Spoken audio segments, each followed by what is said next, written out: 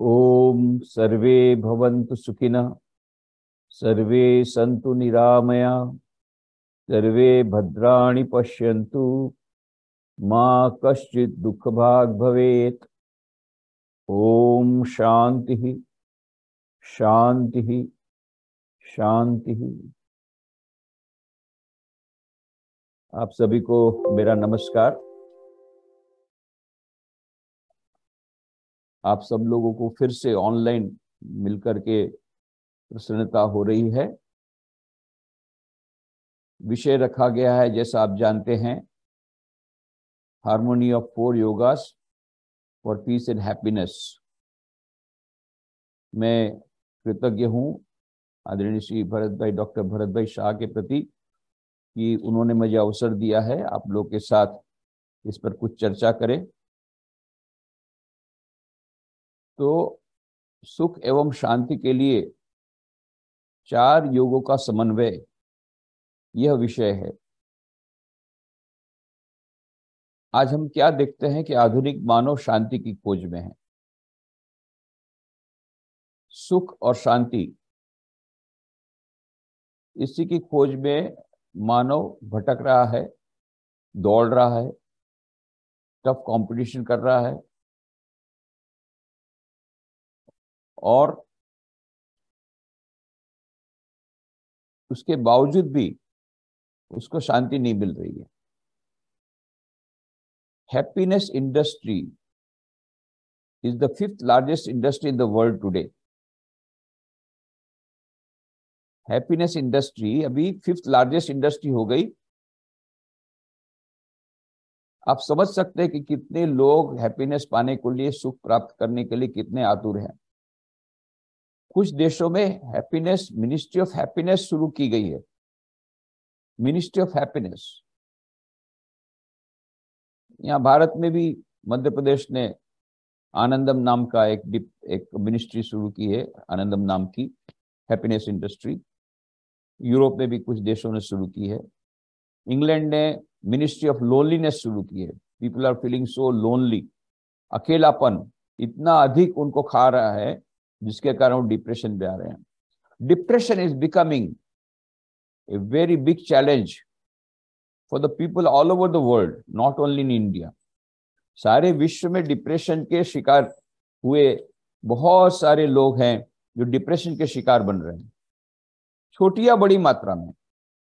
May be in some cases it is very in a very small degree, परंतु धीरे धीरे धीरे वो डिप्रेशन के रोगी बढ़ते जा रहे हैं और उसकी इंटेंसिटी भी बढ़ती जा रही है। कई लोग तो सिजोफ्रेनिक भी हो रहे हैं और साइकोलॉजिस्ट के पास भी जा रहे हैं। तो सिजोफ्रेनिक पेशेंट बढ़ रहे हैं, मेंटल पेशेंट बढ़ रहे हैं, डिप्रेशन का रोग बढ़ रहा है। Stress management is becoming very important. Chicago based research corporation ने कहा कि 40% the companies in America are now having regular courses on stress management. Same is true now of India. यहाँ भी कई बड़ी बड़ी कंपनियों ने रेगुलर कोर्सेज स्ट्रेस मैनेजमेंट शुरू किए हैं, क्योंकि मनुष्य के पास सुख और शांति नहीं है। और जो ट्रेडिशनल मेथड्स हैं, western models of stress management are not working nowadays. Western models क्या है? वो लोग क्या कहते हैं कि भाई देखो, ये जो आपको स्ट्रेस आया, क्यों आया? आपने अपने अचेतन मन की भावनाओं को, आपने अपनी भावनाओं को कुचल दिया, व्यक्त नहीं करने दिया, इसलिए वो अचेतन मन में जाते हैं और फिर उसमें से स्ट्रेस उत्पन्न होता है, उसमें से स्ट्रेन उत्पन्न होता है। तो आपको अपनी भावनाओं को वोकलाइज कर देना चाहिए, अपनी भावनाओं को व्यक्त कर देना चाहिए। माय गॉड, यदि मैं अपनी भावनाओं को व्यक्त कर दूंगा तो मेरी नौकरी जाएगी। क्योंकि जब मेरा बॉस आ रहा था, घर से निकल रहा था, उसकी पत्नी ने उसको डांटा। अब वो पत्नी को तो कुछ बोल नहीं सकता, वो आकर के अपने सबऑर्डिनेट को राइट एंड लेफ्ट डांटा। अब सबऑर्डिनेट भी चाहता है कि मैं भी उसको अपना उत्तर दूं, let me pay back in the same coin. He knows how to pay back in the same coin. वो जानता भी है कैसे उसका उत्तर देना चाहिए, परंतु कुछ बोल नहीं पाता है। क्यों? यदि कुछ बोलेगा उसको बॉस को तो उसकी नौकरी जाएगी। तो इमोशंस को, भावनाओं को दबा के रखता है। ये जो दबाई हुई भावना है ये अचेतन मन में जाती है, सबकॉन्शियस माइंड में जाती है, वहां जाकर के कुंठाओं को जन्म देती है, बाद में उसी से स्ट्रेस होता है, स्ट्रेन होता है। तो वेस्टर्न साइकोलॉजिस्ट कहते हैं नहीं नहीं, आप भावनाओं को उन्मुक्त कर दीजिए। माय गॉड, परंतु हमारी नौकरी जाएगी। कोई बात नहीं, हमारे पास उसका उपाय है। क्या उपाय है? बाजार में जाइए और वुडू डॉल्स ले आइए। वुडू dolls, head diaries, punching bags, ये सब मिलते हैं आजकल। स्ट्रेस मैनेजमेंट के वेस्टर्न मॉडल्स, वेस्टर्न मेथड ले आकर के क्या करना है, घर में आकर के अपने कमरे का दरवाजा खिड़की बंद कर दो और टेबल पर वो वुडू डॉल को रखो और उस वुडू डॉल पर एक लेबल लगा दो। अपने बॉस का नाम रख दो, या अपनी सास का नाम रखो, या अपनी पत्नी का नाम, जिस पर आप अपना स्ट्रेस निकालना चाहते हैं। और साथ में पिन आती है तो ब्लू पिन से जोर से मारो तो वो इंजर्ड हो जाएगा, वो जो बॉस है वो इंजर्ड हो जाएगा। ब्लैक पिन है सीरियसली इंजर्ड करने के लिए, और रेड पिन भी आती है, यदि बॉस का मर्डर करना चाहते हैं तो रेड पिन से मारो, बॉस का मर्डर हो गया। वाह, इतना आनंद आएगा, बिना ट्रैंक्विलाइजर का आपको नींद आ जाएगी। ये है वेस्टर्न मॉडल। पर प्रॉब्लम क्या है, समस्या ये है कि आपको नींद तो आ गई ट्रैंक्विलाइजर के बिना, पर दूसरे दिन देखा कि बॉस अपनी चेयर पर बैठा है, उसका क्या करेंगे? तो टेम्परेरी सॉल्यूशन है। उसी प्रकार से कोई बोलते हैं हेड डायरीज, जो आप नहीं बोल सके थे वो हेड डायरी रहती है, उसमें आपको जो गाली देना होता है पूरा लिखना, फिर वो डायरी बताना मत उसको, बस इतना ही है, पर अपना व्यक्त कर दो। या पंचिंग बैग्स, बहुत गुस्सा आ रहा है पत्नी के प्रति, सास के प्रति, बॉस के प्रति, उसका नाम लिख दो, पंचिंग बैग पर मारो, जोर जोर से मारो और अपना गुस्सा व्यक्त कर दो। इस प्रकार के western models of stress management किए जा रहे हैं, परंतु देखा कि they are not long term solutions, they are short term solution. इसीलिए अभी लोग योग और ध्यान पर आ रहे हैं। और बहुत सारे एक्सपेरिमेंट हुए। Doctor Herbert Benson, Harvard university के एसोसिएट प्रोफेसर, उन्होंने 25 वर्षों तक रिसर्च की, what is the impact of meditation, regular meditation on blood pressure. फिर उन्होंने पुस्तक प्रकाशित की, द रिलैक्सेशन रिस्पॉन्स, जिसमें उन्होंने प्रमाणित किया कि यदि नियमित रूप से ध्यान किया जाए तो ब्लड प्रेशर कम हो जाता है। फिर तो बहुत सारी किताबें आई, डॉक्टर डीन ऑर्निश की किताब आई, reversing the heart disease, doctor Deepak Chopra की किताबें आई, the perfect health, the ageless body in the timeless mind, the quantum healing. ये सब के द्वारा ये कहा गया कि ये हमारे मन में जो स्ट्रेस है या जो तनाव है, उसके कारण जो रोग होते हैं, they are called psychosomatic diseases. Most of the diseases are psychosomatic in nature, as per the present जो डॉक्टर्स लोगों का कहना है कि most of the diseases are lifestyle diseases और psychosomatic diseases। तो इसलिए ये ध्यान और योग के द्वारा हम इन स्ट्रेस को मैनेज कर सकते हैं और लॉन्ग टर्म में हमको हेल्थ मिल सकती है। इसके कारण ध्यान और योग के पीछे लोग जा रहे हैं, परंतु योग का असली मीनिंग क्या है ये लोग भूल गए हैं। योग का उपयोग यदि हम हेल्थ पाने के लिए करते हैं, बहुत अच्छा है, उसमें बुरा कुछ भी नहीं है।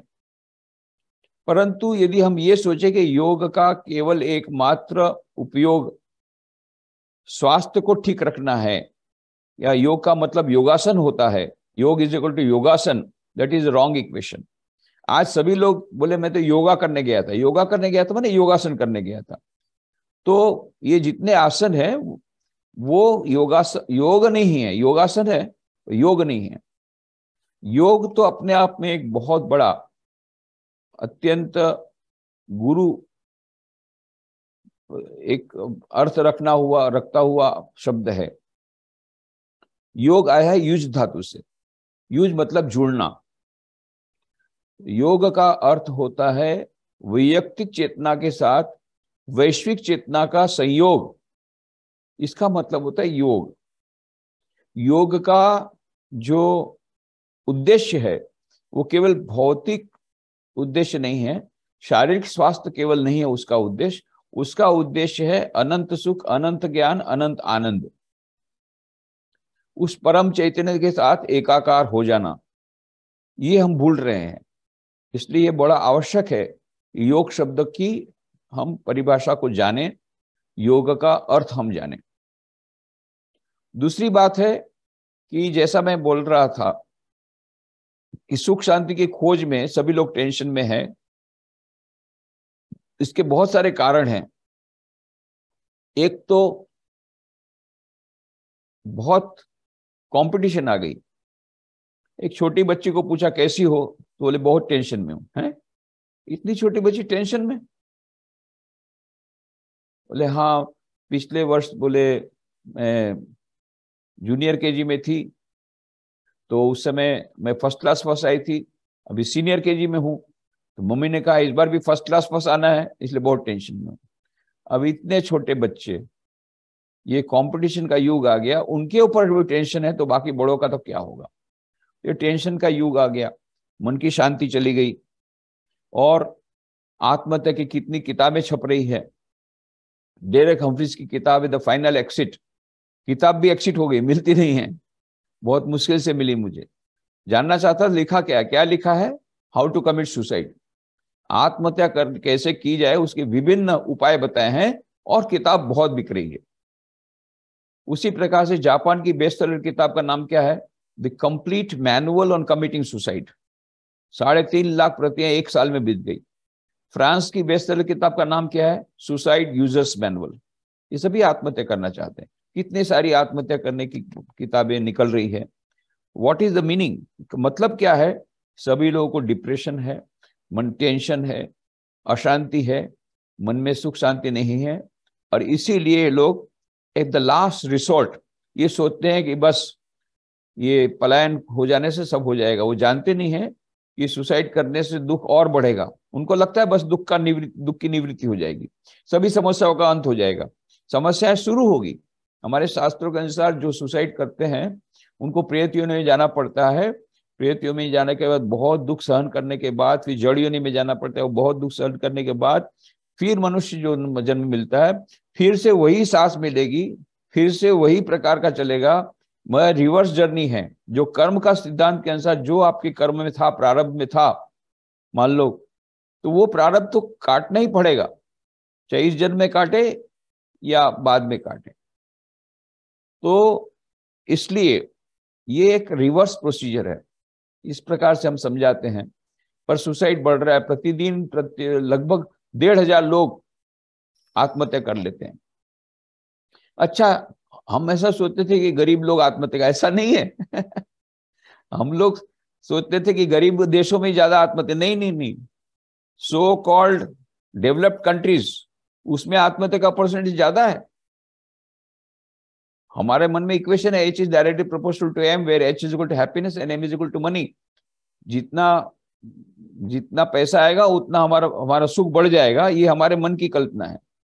पर स्टैटिस्टिकल एनालिसिस क्या कहते हैं कि 3 देश कुछ ऐसे देश हैं जिसको बोलते हैं डेवलप्ड कंट्रीज, उसमें सुसाइड का परसेंटेज सबसे ज्यादा है। उसमें सिजोफ्रेनिक पेशेंट का जो अनुपात है सबसे ज्यादा है, और स्टैंडर्ड ऑफ लिविंग और उनका पर कैपिटा इनकम भी सबसे ज्यादा है। तो क्या हो गया, H is inversely propose to M।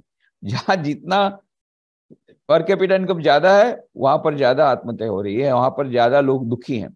इसका मतलब ये नहीं कि हमारे जीवन में सुख पैसे की आवश्यकता नहीं है, पैसा बहुत ही आवश्यकता है। साइकोलॉजिस्ट के अनुसार, साइकोलॉजिस्ट लोग कहते हैं कि जैसा जैसा हमारे पैसा मिलता रहता है ऐसे ऐसे हमारी सुख बढ़ता रहता है, सुख का ग्राफ बढ़ता रहता है। परंतु जब रोटी कपड़ा मकान ये 3 बेसिक आवश्यकताएं पूरी हो गई, उसके बाद में जितना पैसा बढ़ता है ग्राफ नीचे जाता रहता है। This is their conclusion. ये जो एक बहुत बड़ा रोग आ गया, कंज्यूमरिज्म, उपभोक्तावाद, ये राक्षस हर एक घर में चला आया है। सबको latest model mobile, latest model car, ये चाहिए वो चाहिए, और चाहिए और चाहिए और चाहिए। और अभी तो ऑक्सफोर्ड डिक्शनरी ने एक नया शब्द दे दिया, एफ्लुएंजा। इन्फ्लुएंजा तो हम लोग को होता है, ये है एफ्लुएंजा, ये एफ्लुएंट लोगों को होता है, मतलब जो बहुत धनवान लोग हैं उनको होता है। उसमें क्या होता है कि वो जो एफ्लुएंट लोग हैं उनको एक कार लिया, फिर दूसरी कार चाहिए, दूसरी कार मिली तो तीसरी कार चाहिए, एक जूता है तो दूसरा जूता चाहिए, दूसरा जूता है तो तीसरा जूता चाहिए, और चाहिए और चाहिए। जितना जितना मिलता जाता है उतनी उनकी भूख बढ़ती जाती, उतना असंतोष बढ़ते जाता है, and they become prey of न्यूगन न्यूरोसिस। उसके बाद में सिजोफ्रेनिक होते हैं, फिर ड्रग एडिक्ट बनते हैं, फिर आदमी सुसाइड कर लेते हैं। इसीलिए अमेरिका में एफ्लुएंजा रेजिस्टेंट सोसाइटी ये बनाई है अमेरिका में उन लोगों ने, पेरेंट्स लोगों ने, कि अपने बच्चों को बचाने के लिए उनका पॉकेट एक्सपेंडिचर कम करते हैं, उनको गांव में ले जाते हैं हफ्ते में एक बार, वीकेंड में। देखो ये गांव में उनके पास एक भी कार नहीं है, फिर भी वो लोग शांति में आनंद में है, और तुमको इतनी कार दे दी फिर भी तुम आनंद में नहीं हो। ऐसा करके एफ्लुएंजा को रेजिस्ट करना चाहते हैं। हमारे देश में भी एफ्लुएंजा आ गया। यहाँ यद्यपि 40% लोग गरीबी रेखा से नीचे है, पर 10% एफ्लुएंट है। आज ही पेपर में आया था कि 1% of the rich people are having 40% of the wealth of the whole country. 40% पूरा वेल्थ केवल 1% ये धनवानों के पास है। ये धनवानों के जो बच्चे लोग हैं ये इन्फ्लुएंजा की शिकार हैं, most of them, not all, most of them. अभी अभी एक केस आया कि वहां पर हरियाणा में एक लड़के ने कहा मेरा बर्थडे है, मुझे जगुआर व्हीकल चाहिए बर्थडे में। अब पिताजी ने तो जगुआर नहीं दिया और मर्सिडीज बेंज दे दिया। उसको इतना गुस्सा है कि मर्सिडीज बेंज जो कार आई थी उसको समुद्र में फेंक दिया। मर्सिडीज बेंज को समुद्र में फेंक दिया। मैंने चाहा था जगुआर, तो क्यों मुझे जगुआर नहीं दिया, इतना गुस्से में आया। और एक जोक आया बाद में अमेरिका में कि वहां पर बोले अभी हम लोग अभी तक बोलते थे कि अमेरिका, भारत के लोग, जब अमेरिका के लोग बच्चे खाना खाते थे जूठा छोड़ देते, अरे जूठा मत छोड़ो, भारत में बच्चों को खाने नहीं मिल रहा है। अभी बच्चों को बोल रहे कि जाओ, तो वहां पर जाओ, मर्सिडीज बैंक में वो लोग फेंक रहे हैं, उसको ले लो समुद्र में से। इतने वो लोग आगे बढ़ गए। ये भी जोक आया था। जो भी हो, ये इन्फ्लुएंजा आ गया, जनरेशन गैप आ गया। एरिक फ्रॉम ने सच ही कहा था, टू हैव और टू बी, किताब में बोलते हैं, man has become a commodity, he thinks himself like a commodity and sells himself like a commodity. मनुष्य वो अभी एक कमोडिटी बन गया है, वो अपने आप को कमोडिटी समझता है, और he sells himself like a commodity. अभी तो देखो खिलाड़ी भी बिकते हैं, रुपयों में बिकते ही हैं, सचमुच में बिकते हैं, तो दे आर बीइंग सोल्ड। तो एरिक फ्रॉम ने कितने सालों पहले कहा था, तब तो ये आईपीएल वगैरह कुछ नहीं था, उस समय उन्होंने कहा था दे आर बीइंग सोल्ड। हाँ, पर उसमें ये था कि दूल्हे बिकते थे रुपए का लेकर के, जो दहेज होता था, वो जितना आप ज्यादा दहेज देंगे वो उतना अच्छा दूल्हा मिलेगा। ये बहुत पहले की बात है, 40,000 रुपया दो तो इंजीनियर दूल्हा। अभी तो इंजीनियर की कोई कीमत नहीं है। 40 लाख देने से दूल्हा कैसा मिलेगा, इंजीनियर। 60 लाख रुपए देने से डॉक्टर। 1 करोड़ रुपया यदि आप देंगे डाउरी तो आपको आईएएस ऑफिसर मिलेगा दूल्हे के रूप में। ये उस समय का इक्वेशन बोल रहा हूं, बहुत पुराना इक्वेशन है। वॉट एवर इट इज, ये सब के कारण मनुष्य अभी सुख और शांति नहीं पा रहा है। ये सब रोग आ गए, generation gap, communication gap, consumerism, affluenza. इधर टेक्नोलॉजी आगे बढ़ गई और हम लोग एक सोफा पर बैठ करके कहां से कहां तक हजारों मील दूर अच्छी तरह अपने फ्रेंड के साथ बात कर सकते हैं, और उसी सोफा पर बैठी हुई पत्नी के साथ 6 महीने से कोई कम्युनिकेशन नहीं। तो फिजिकल कम्युनिकेशन हमारा बहुत सरल हो गया। स्वामी विवेकानंद जब शिकागो धर्मसभा में जाने के लिए निकले 31 मई को 1893 को जहाज में, तो पहुंचे जुलाई के एंड में, और अभी आप सुबह 4 बजे निकलिए, दोपहर को 12 बजे न्यूयॉर्क। तो कम्युनिकेशन तो इजी हो गया, फिजिकल डिस्टेंस एनिहिलेट हो गया, भौतिक दूरी कम हो गई, पर मानसिक दूरी और भी बढ़ गई। परिवार के भीतर में भाई भाई के बीच में झगड़े हो रहे हैं, बाकी तो छोड़ो, भाई भाई के बीच में भी झगड़े हो रहे हैं। तो ये कहने का मतलब क्या है, ये हमारी पूरा समाज की अभी स्थिति है। सभी लोग टेंशन में हैं, सभी लोग अशांति में हैं, सुख की और शांति की खोज में हैं, पर मिल नहीं रही है। कारण क्या है? एकमात्र कारण है, हम गलत जगह पर खोज रहे हैं। कबीर ने कहा, घूंघट का पट खोल रे तो है पिया मिलेंगे, कटुक वचन मत बोल रे तो है पिया मिलेंगे। तुझे प्रियतम के दर्शन अवश्य होंगे, और कब होंगे? जब तुम घूंघट का पट खोलेगा। क्यों? क्योंकि शाश्वत सुख, शाश्वत शांति का स्रोत सब मनुष्य के भीतर में ही है। मोको कहां तू ढूंढे बंदे, मैं तो तेरे पास में, खोजोगे तो अभी मिलूंगा, पल भर की तलाश में। पल भर की तलाश में मिलेगा। शाश्वत सुख और शाश्वत शांति का स्रोत प्रत्येक मनुष्य के भीतर में है, और हमको उसकी अनुभूति इसलिए नहीं है। क्यों नहीं है? क्योंकि बीच में घूंघट आ गया, अज्ञान का पर्दा आ गया। इसलिए कबीर ने कहा, घूंघट का पट खोल रे तो है पिया मिलेंगे, कटुक वचन मत बोल रे तो है पिया मिलेंगे। तुझे प्रियतम के दर्शन होंगे, और घूंघट का पट खोलना पड़ेगा। तो ये अज्ञान का जो पर्दा है, खुलेगा कैसे? उसके 4 उपाय हैं। स्वामी विवेकानंद जी ने राजयोग नाम के 4 ग्रंथ उन्होंने जो लिखे हैं, अद्भुत। तो उसमें से सबसे प्रसिद्ध जो हुआ है वो राजयोग। उसमें उन्होंने सारे वेदांत का सार एक पैराग्राफ में दे दिया। क्या कहा? Each soul is potentially divine. The goal of human life is to manifest this divinity within by controlling nature, external and internal.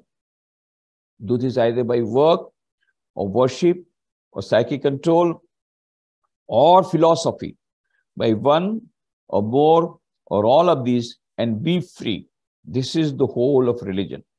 Doctrines, dogmas, rituals, temples, churches, mosques are but secondary details. तो क्या कहा उन्होंने? प्रत्येक मनुष्य के भीतर में दिव्य आत्मा है, दिव्यता विराजमान है, पर सुषुप्त अवस्था में है। Each soul is potentially divine. Each soul, प्रत्येक मनुष्य के भीतर में वो दिव्यता है, सुषुप्त अवस्था में है। मनुष्य जीवन का लक्ष्य है उस अंतर्निहित दिव्यता को अभिव्यक्त करना, पाना नहीं, already is there. Manifest, that is the word, manifestation of the divinity within. अभिव्यक्ति मात्र करनी है। तो यह अभिव्यक्ति कैसे होगी? by controlling nature external and internal, बाह्य एवं अंतः प्रकृति को वशीभूत करके होगी। ये कैसे होगा? उसके 4 उपाय हैं। राजयोग, भक्ति योग, ज्ञान योग और कर्म योग। और स्वामी जी ने ये कहा, इनमें से एक योग, 2 योग, 3 अथवा 4 योग का समन्वय करके उस अंतर्निहित दिव्यता को अभिव्यक्त करना, यही मनुष्य जीवन का लक्ष्य है, और यही धर्म का सर्वस्व है। This is the whole of religion. Dogmas, rituals, temples, churches, mosque are but secondary details.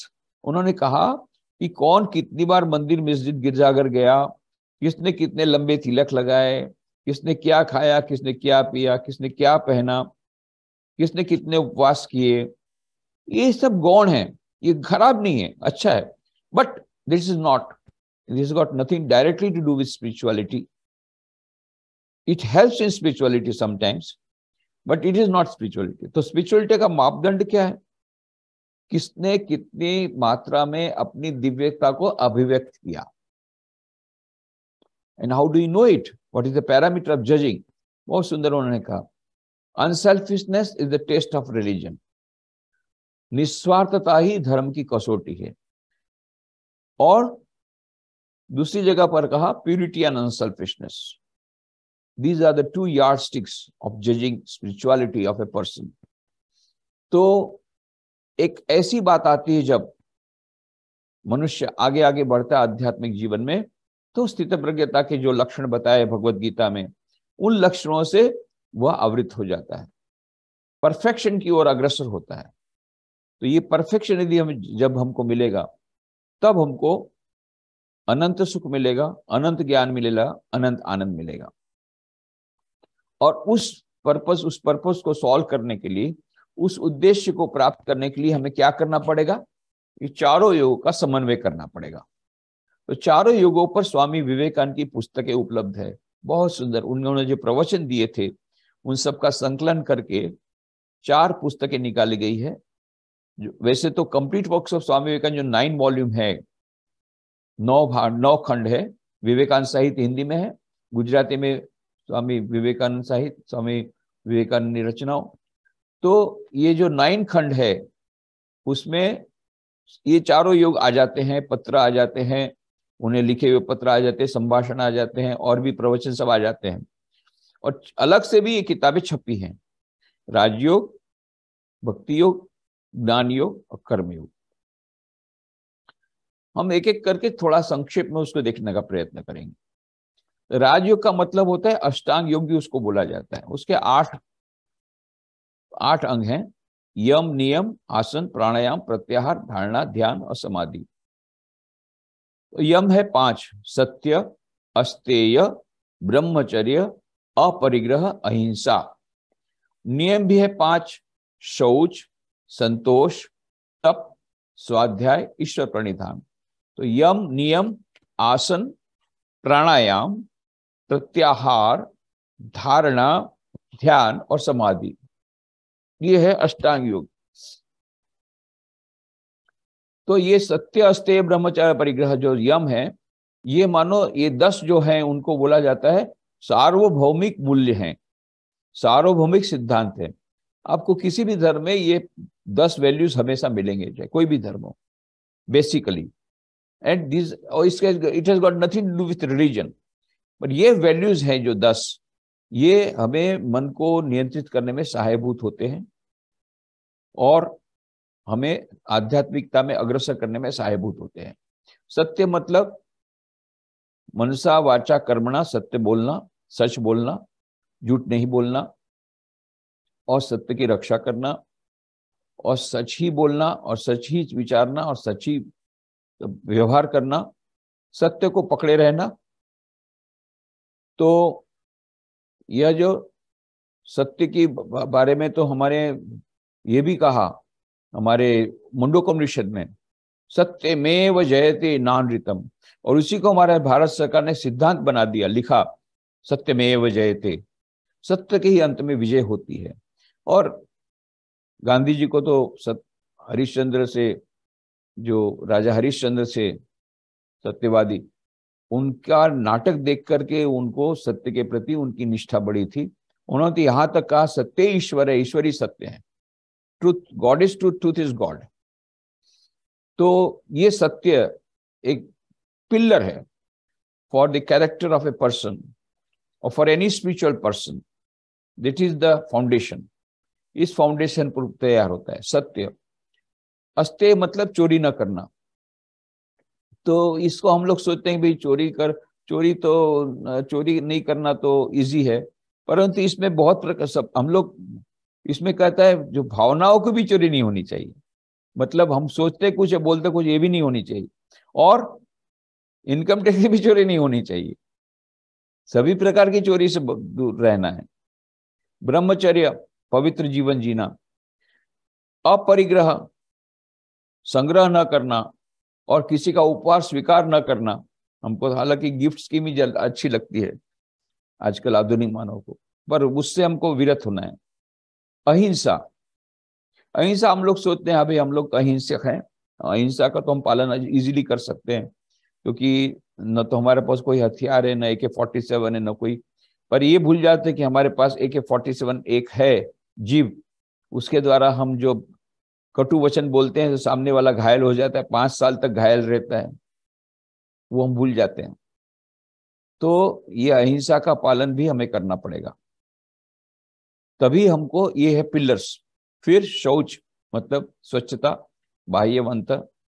संतोष, संतोषी नर सदा सुखी, ये तो हम लोग सुनते हैं, पर आजकल तो उल्टा है। मोटिवेशनल स्पीकर बोलते हैं नहीं संतोष कभी मत करो, नेवर, हाई बहुत बड़ा ड्रीम करो, रातों रात तुम imagine you have already become billionaire, you have become billionaire club में आ गए, ऐसा सोचो।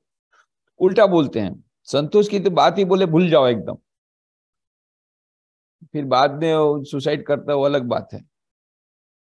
तो संतोष नर सदा सुखी, शौच, संतोष, तप, तपस्या करनी। तप का मतलब होता है केवल दुख सहन करना नहीं, तितिक्षा।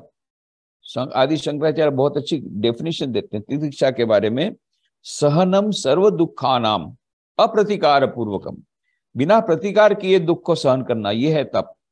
फिर स्वाध्याय, स्वाध्याय का मतलब केवल किताब पढ़ना नहीं है, उस पर चिंतन करना है, और ये बहुत महत्व का माना जाता है हमारे आध्यात्मिक जीवन के लिए। और ईश्वर प्रणिधान, ईश्वर का चिंतन करना, ईश्वर को समर्पित होना, ईश्वर को शरणागत होना। तो ये 5 यम और 5 नियम फाउंडेशन है। ये जब तक नहीं हुए, केवल हम डायरेक्टली ध्यान पर जाएंगे या समाधि में जाएंगे, तो जैसे ऊंची बिल्डिंग में जाते हैं, फाउंडेशन स्ट्रांग नहीं रहा तो गिरने की संभावना पूरी है। यही हो रहा है आजकल। कई लोग हमारे पास आते हैं कि भाई इसकी कुंडली ऊपर चढ़ गई, नीचे नहीं उतर रही है, क्या करें? कोई डॉक्टर ठीक नहीं कर पा रहा है। किसने बोला था भैया ऊपर चढ़ाने को? बात यह है कि जो प्राथमिक जो स्टेप है उसको, यम और नियम को कोई करना नहीं चाहता है। बोले वो हमारे आजकल के जमाने में पॉसिबल ही नहीं है। सत्य तो वो बोले असत्य में जयते, आज का जो मंत्र है असत्य में जयते, तो वो बोले सत्य हम पालन नहीं करेंगे, सत्य पालन प्रैक्टिकल हमको बोलना है। तो हमको क्या बोला जाता है? बी प्रैक्टिकल, मतलब सत्य का पालन मत करो, ये सब का पालन मत करो, सीधा समाधि के ऊपर जाओ। उसके कारण फिर हमें ये बोलता है। Anyway we will have to follow all the steps. यम नियम का पालन करने के बाद धीरे धीरे आगे बढ़ना है। तो ये है राजयोग। उसके बाद आता है भक्ति योग। तो भक्ति योग में स्वामी विवेकानंद ने भक्ति योग में कहा है, उसको दूसरी एक किताब प्रेम योग, दोनों एक दूसरे के परिपूरक हैं। तो इसमें उन्होंने भक्ति के 2 रूप बताए, एक अपरा भक्ति, एक परा भक्ति, एक गौणी भक्ति, एक मुख्य भक्ति। जो गौणी भक्ति है या अपरा भक्ति, वो कैसी है? जो भक्ति का हम सामान्य रूप से हम लोग उसका पालन कर सकते हैं। क्या क्या है उसमें? प्रार्थना करना है, पूजा पाठ करना है, मंदिर में जाना है, जल चढ़ाना शिव जी को, या नैवेद्य देना है कृष्ण भगवान को, या पूजा पाठ करना है, या मंत्र जाप करना है, भजन करना है, कीर्तन गाना है। ये सब आते हैं भक्ति योग के गौण भक्ति, गौणी भक्ति, अपरा भक्ति। फिर यही करते करते करते एक स्थिति ऐसी आती है जब ईश्वर के साथ इतना प्रेम हो जाता है कि ईश्वर के बिना हम एक क्षण नहीं रह सकते। यह है पराभक्ति, परम भक्ति, मुख्य भक्ति। ये जीवन का उद्देश्य है। वहां तक जाना एकदम से तो होगा नहीं, धीरे धीरे हमको आगे जाना पड़ेगा। पर नरसिंह मेहता, मीराबाई, इन सब का उदाहरण हमारे समक्ष है, किस प्रकार से वे भक्ति में लीन हो जाते थे और अपनी सुध बुद्धि खो बैठते थे। ये हमारे सामने है सब उदाहरण। ये है पराभक्ति के लक्षण। नारद भक्ति सूत्र बहुत सुंदर पुस्तक है भक्ति पर। उसमें नारद ने कहा, हम भक्ति व्याख्या से आम, अब मैं भक्ति की व्याख्या करूंगा। सच परम प्रेम स्वरूपाच, उसका स्वरूप क्या है? परम प्रेम स्वरूपाच। फिर दूसरा जोड़ते हैं, अमृत स्वरूपाच, अमृतमय है, केवल परम प्रेम नहीं है, अमृतमय है। अब इसमें से कुछ समझ में आता, परम प्रेम और परम अमृत और अमृतमय समझ में नहीं आ रहा है, तो तुरंत जोड़ देते हैं, यथा व्रज गोपिका नाम। उदाहरण देते हैं, जैसा गोपिकाओं की भक्ति थी, उस भक्ति को बोलते हैं परम प्रेम स्वरूपाच। ये गोपिकाओं की भक्ति की आप बातें जानते हैं, भागवत में तो सब वर्णन है। कई लोग भागवत सुनते हैं, अद्भुत उनकी भक्ति थी, कई उनकी आख्यायिका है। एक बार नारद जी को थोड़ा सा अहंकार हो गया कि मेरे समान भक्त कोई नहीं है। अब विष्णु भगवान तो जानते थे कि भाई नारद इतना बड़ा भक्त है, पर थोड़ा सा अहंकार है, वो तो ठीक नहीं है उसके लिए। तो उन्होंने फिर कहा कि नारद ने पूछा, भगवान आपका सबसे बड़ा भक्त कौन है? तो हमारे भगवान को बाद में बातें होगी, अभी तो मेरा वो सिर दर्द बहुत है, पहले उसका कुछ करो। सिर दर्द, बोले दवाई कहाँ से मिलेगी? मैं अभी जाता हूँ, मैं तो तीनों लोग में घूमता रहता हूँ, आपका नाम लेके हरे नाम हरे नाम हरे नाम केवलम। आपको आपको तो याद ही है, आपको तो मालूम ही है, हमेशा निरंतर आपका नाम लेता रहता हूँ, हरे नाम हरे नाम, और तीनों लोग की यात्रा करता। आप बोलिए मैं भी दवाई ले आता हूँ। बोली ये दवाई बड़ा मुश्किल की दवाई नहीं, बोलिए ना मैं ले आता हूँ भी। उसमें ऐसा है कि कोई भक्त अपने चरण की धूली मेरे सिर पर रखे, तब जाकर के सिर दर्द दूर होगा। अब नारद थोड़ा सा चिंता में पड़े। ये तब वो भूल गए कि मैं भी भक्त हूं, मेरी चरण धूली दे सकता हूं। गए जब कई जगह पर थे, बोले क्या है? बोले अरे भगवान जी को सिर दर्द हुआ है, बड़ा विचित्र सिर दर्द हुआ है। बोले तो आप दवाई क्यों नहीं ले जाए? बोले दवाई पर मिलती नहीं है। बोले क्या दवाई? बोले उन्होंने कहा कि कोई भक्त अपनी धूली दे दे, चरण की धूली, उसको सिर पर रखूंगा तो हो जाएगा। नारद तुम मूर्ख है क्या? भगवान मेरे चरण की धूली भगवान के सिर पर? कितने जन्मों तक मुझे नरक में जाना पड़ेगा? आगे बढ़ो आगे बढ़ो। सब लोग यही बोलते थे, आगे बढ़ो आगे बढ़ो। अब आए गोपियों के पास, गोपियों ने कहा नारद जी कहाँ से आ रहे हैं? बोले विष्णु भगवान। हैं? कैसे भगवान हमारे कैसे हैं? अरे भगवान है, भगवान को सिर दर्द है तो कोई दवाई नहीं मिल रही? बोले दवाई नहीं मिल रही है। क्या दवाई है? बोले कोई भक्त अपने चरण की धूली उनके सिर पर रखे, तब जाकर के उनका सिर दर्द हो। तो इसमें कितनी बड़ी बात है, ले जाओ, इतना धूली है, ले जाओ मेरे चरण से, ले जाओ जल्दी जाओ। अरे तुमको मालूम है कितने जन्मों तक नरक में जाना पड़ेगा? अरे ज्यादा बात मत करो हमारे प्रियतम, इनको दर्द है और तुम बातों में समय गवा रहे हो, जाओ ले जाओ। हमारे प्रियतम के लिए हम हजारों हजारों नरक में जाने को तैयार हैं, पर जल्दी जाओ, हमारे प्रियतम का दुख दूर करो। ये है परम प्रेम भक्ति, परम प्रेम स्वरूपाच अमृत स्वरूपाच। तो ये भक्ति योग हमारे लिए तो बहुत कठिन बात है, पर धीरे धीरे धीरे हम लोग, भक्ति योग वैसे सरल इसलिए है, इसमें कोई गिरने की संभावना नहीं है, जाएंगे धीरे धीरे। पर जैसा राजयोग में कभी कभी ऊपर से नीचे गिरे, कुंडलिनी योग में कुछ कुछ प्राणायाम करके इधर उधर चला गया, ऐसा कोई डेंजर नहीं है। भक्ति योग सभी लोग प्रैक्टिस कर सकते हैं, धीरे धीरे धीरे भगवान का नाम लेते हुए, भगवान का मंत्र का जाप करते करते, भगवान के नाम में इतनी वह शक्ति है, उस शक्ति के कारण हम आगे बढ़ सकते हैं। उसके बाद में है ज्ञान योग। तो ज्ञान योग ये है, ये मानना कि हमारा सच्चा स्वरूप कौन क्या है। क्या मैं ये देह हूं? नहीं। मैं तो कहता हूं कि आज मेरा शरीर दुख रहा है तो मतलब शरीर नहीं हूं। तो क्या मैं मन हूं? नहीं, आज मेरा मन बहुत खराब है तो मेरा मन और मैं अलग हो गया। तो क्या मैं बुद्धि हूं? नहीं, आज मेरी बुद्धि काम नहीं कर रही है, मतलब मैं बुद्धि भी नहीं हूं। तो मैं क्या हूं? अहंकार हूं? नहीं, मेरा अहंकार बहुत अधिक है, मैं बता दूंगा। अहंकार भी नहीं हूं। तो मन भी नहीं, बुद्धि भी नहीं, चित्त भी नहीं, अहंकार भी नहीं, तो मैं हूं कौन? इन सब से परे चिदानंद रूप शिवोहम शिवोहम। I am not a body mind complex, but behind this body mind complex there is a soul. भीतर में आत्मा है, दिव्य आत्मा, मैं वो हूं, चिदानंद रूप शिवोहम शिवोहम। ये जो आत्म तत्व, इस आत्म तत्व को प्राप्त करना, यही ज्ञान योग का उद्देश्य है। नित्यो नित्यानाम चेतनश्चेतनानाम एको बहुनाम यो विदधाति कामान तम आत्मस्तम येनु पश्यन्ति धीरा तेषाम शांति शाश्वती नेतरेशम।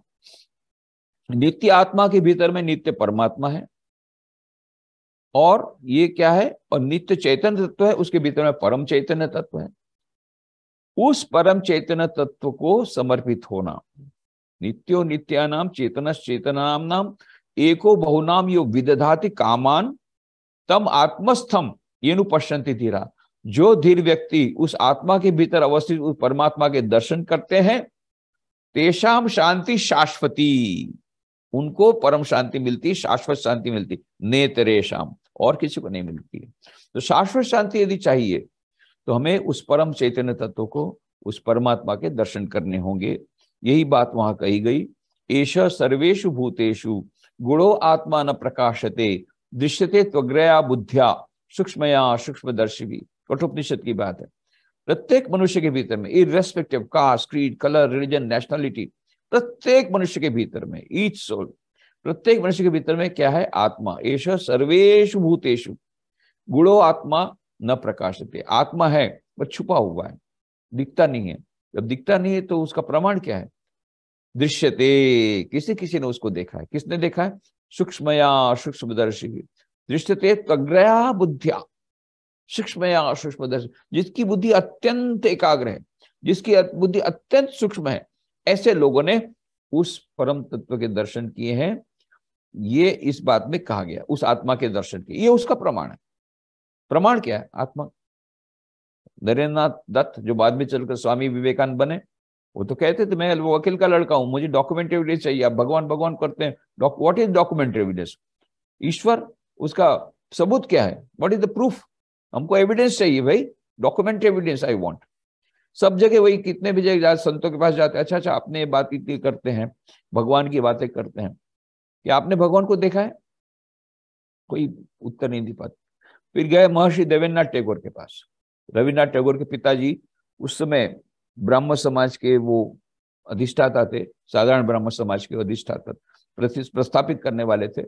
वो बहुत ध्यान में रहते थे, कैबिन में, जहाज की कैबिन में, ऐसा सुना था उन्होंने। तो एक बार नरेंद्रनाथ वहां भी चले जाते हैं, कैबिन में जाते हैं। कैबिन का दरवाजा खुला था, भीतर गए, देखा महर्षि देवेंद्रनाथ टैगोर ध्यान में मग्न हैं। जब उनका ध्यान टूटा, बोलते महर्षि मैं आपको एक प्रश्न पूछना चाहता हूँ, आप तो बहुत ध्यान करते हैं, मैंने सुना है, तो आपने क्या ईश्वर के दर्शन किए हैं? तो महर्षि देवेंद्रनाथ टैगोर ने थोड़ी देर तक तो उसको देखा। देखो बेटा, तेरी आंखें तो बड़ी सुंदर है, योगी के समान है। नरेंद्रनाथ बड़े निराश हुए। अरे मैं चाहता हूं आपने दर्शन किए नहीं, उसका उत्तर दीजिए, और आप बोलते मेरी आंखें सुंदर है, मेरी सुंदरता का वर्णन नहीं चाहिए। निराश होकर आए। फिर एक दिन स्कॉटिश चर्च कॉलेज में गए थे, वहां पर पढ़ते थे। एक दिन जब गए थे, उस दिन इंग्लिश के प्रोफेसर एब्सेंट थे, तो प्रोफेसर विलियम हेस्टी, प्रिंसिपल, स्वयं इंग्लिश लिटरेचर का क्लास लेने आए। पढ़ा रहे थे वर्ड्सवर्थ की कविता एक्सकर्शन। पढ़ाते पढ़ाते बोलते हैं, एक वर्णन आता है जिसमें प्रकृति का सौंदर्य देख करके कवि अति चेतन अवस्था में चले जाते हैं, सुपर कॉन्शियस स्टेट में चले जाते हैं, समाधि अवस्था में चले जाते हैं।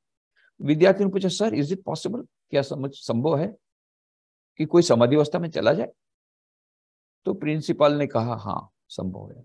मैंने स्वयं एक व्यक्ति को देखा है जिसको बारंबार इस प्रकार की समाधि की अवस्था होती है।